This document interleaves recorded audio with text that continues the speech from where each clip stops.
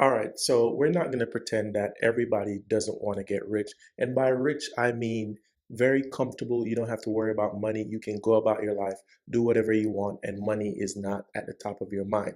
So, for the sake of this video, I'm going to tell you how to have a 5-year game plan on how you can get rich or to what your definition of rich is. And by the end of the video, you will learn the most important skill that it actually takes to get rich, and 99% of people does not have this skill. My name is Adrian. This is Always Talk Money. I like to talk money as it relates to personal finance, business, investing, and anything else that can help you to level up financially. If that sounds good to you, subscribe, leave a like for the YouTube algorithm. Without further ado, let's get into the video.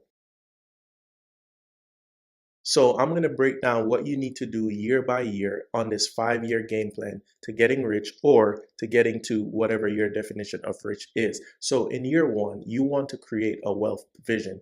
And as I said, whatever your definition of wealth, whatever your definition of riches is. Now, it depends on where you live, the type of lifestyle that you live, the size of your family, and so on and so forth. So what hobbies do you like? How much do those hobbies cost?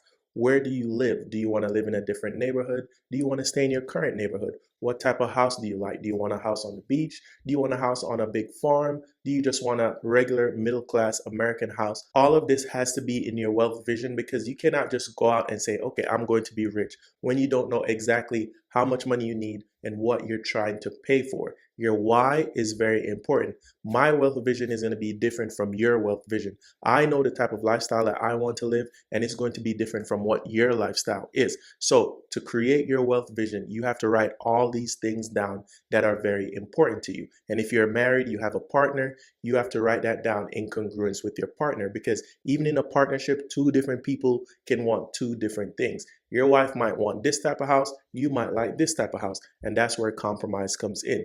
If you're a single person, your wealth vision is going to be different because while you may not have to compromise, now you only have one income source to rely upon. You have to pay for all of this yourself. So you have to take that into account with your wealth vision. So no compromise, but you still have to worry about, okay, I'm the only breadwinner, I'm on my own. What does that mean financially? Now, after you've created your wealth vision, in year one, the other thing you're going to do in year one is to be extremely money focused because your wealth vision laid out the blueprint and it laid out the finances that you need to get. So now you have to be extremely money focused. That means if your job is currently not making enough money to match your wealth vision, you have to get a different job.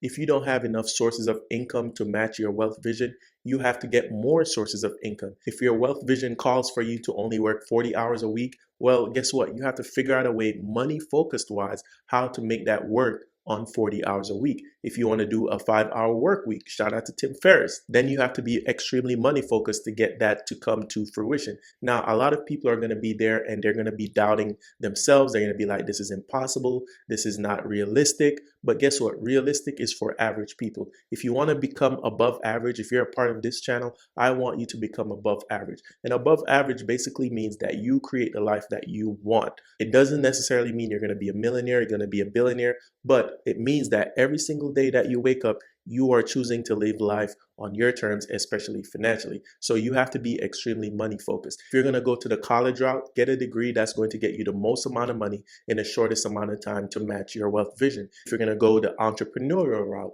not every entrepreneurial venture, not every entrepreneurial business is going to net a lot of money. You have a thing in business called total addressable market. That means that how many customers can you possibly get in this business? If you're in the fast food restaurant business, you have millions and millions and millions of customers that you can sell burgers to, chicken sandwiches to, and so on and so forth. But if you're some niche vegan hip cultural restaurant, you have less people. You can still make a lot of money, but not as much as the meat eating population, right? So you have to be extremely money focused on the type of career that you choose, the type of side hustles you choose to go on, the type of businesses you want to open, and if you're in the school route, the type of classes, degrees, and things of that nature that you want to pursue. So you want to do that also in year one. Now we're heading into year two of your 5-year plan. And in year two, you're going to save like your life depends on it, because savings is very important.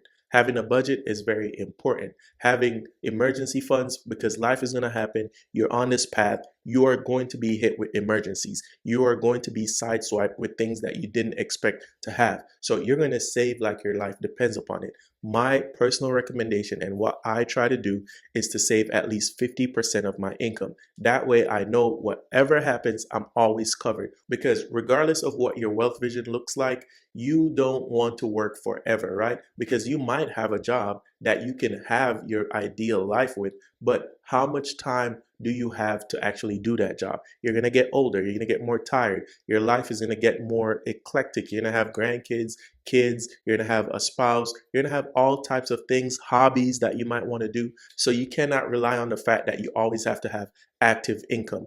Active income alone is just not going to cut it, guys, okay? So you have to save like your life depends on it. And then on top of savings, also in year two, the next thing you want to do is invest. Slow and steady, dollar cost average. If you don't know what that means every single month you are putting the same amount of money in the market, regardless if the economy is going through a boom or bust cycle. You're just dollar cost averaging every single month. And also on top of dollar cost averaging, you are also increasing your investing rate. So if you start with $100, make sure you go up to 200, 300, up to 1,000, up to 2,000, up to however much is going to get you to that wealth vision that you did in year one. So investing is a part of year two. By the way, if you don't know anything about investing and you want to invest in the ETFs that I use, I have an investing ebook of some of the best ETFs around that will give you consistent returns year on year on year. So check that in a link in the description down below. Guys, if you are getting some value from this video so far,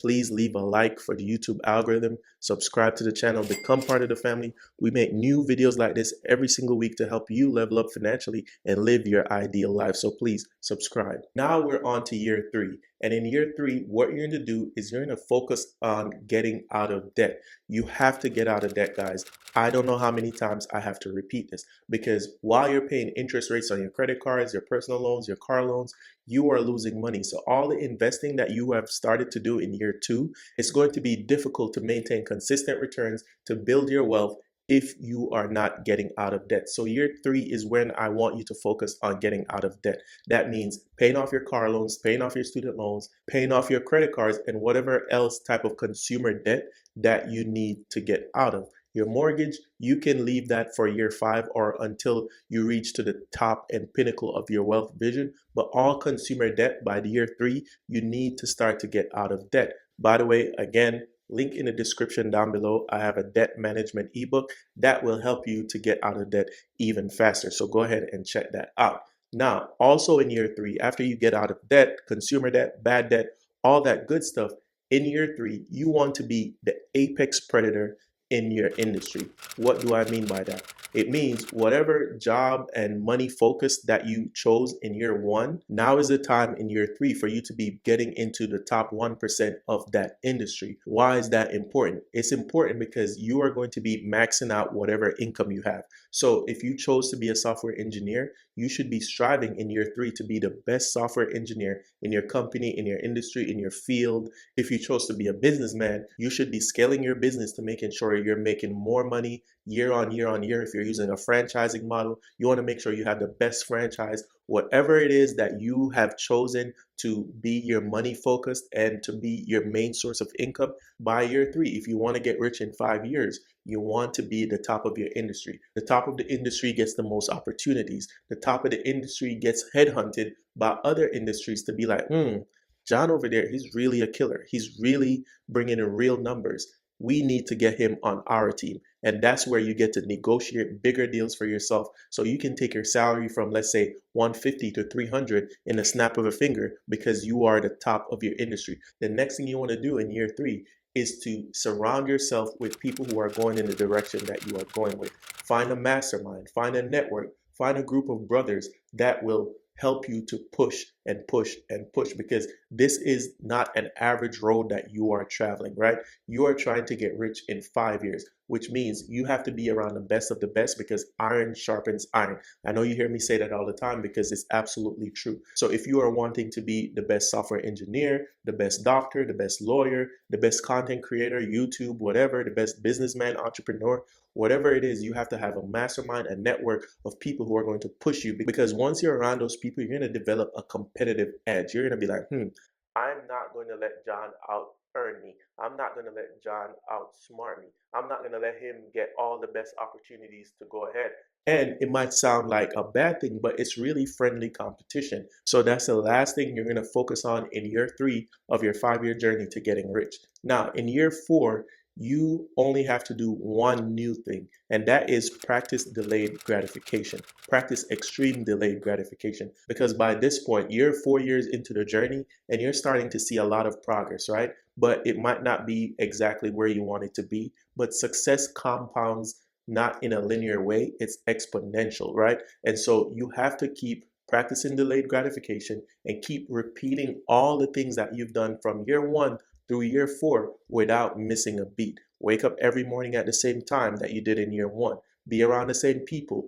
Practice getting the best in your industry. Just everything that you have been doing the last 4 years, just continue to do that, because in year 5 is when you're going to get your big break. And you know why you're going to get your big break? Because as I said at the beginning of the video, there's one skill that many people miss, 99% of people miss, and why they don't get successful, and that is persistent. In year 4 and year 5, you're going to practice delayed gratification, and in year 5, persistence will pay off, because not a lot of people have the persistence to see it through, right? Not a lot of people will know what it takes to get to the goal. Success compounds in an exponential way, and so in year 5, once you're persistent, you are going to win.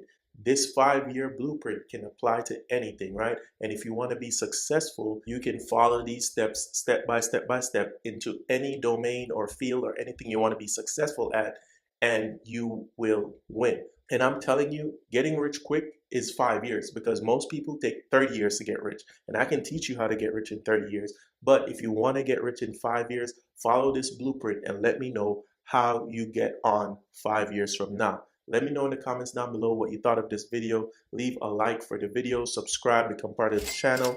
We make new videos like this every single week to help you level up financially, mentally, and whatever it is that can put more money in your pockets. My name is Adrian. This is alwaystalkmoney.com. Check my links in the description down below. I would love if you sign up for the weekly newsletter. But until then, I will see you in the next video. Peace.